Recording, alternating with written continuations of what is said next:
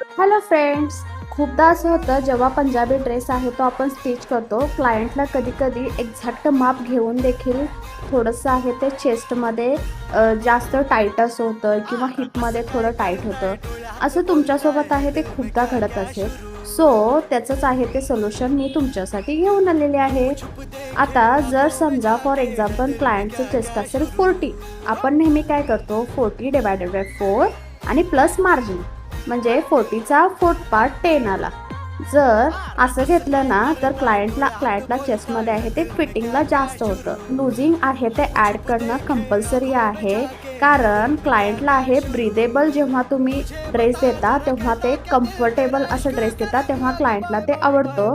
So त्यासाठी जेव्हा कधी पण तुम्ही आहे ते असं मेजरमेंट टाकत असता तेव्हा त्याच्यामध्ये 1 किंवा 2 इंच चेस्टनुसार लूजिंग आहे ते ॲड करा व क्लायंटला आहे ते तुम्ही हा ड्रेस आहे तो स्टिच करून घालायला द्या. बघा परफेक्ट 100% आहे.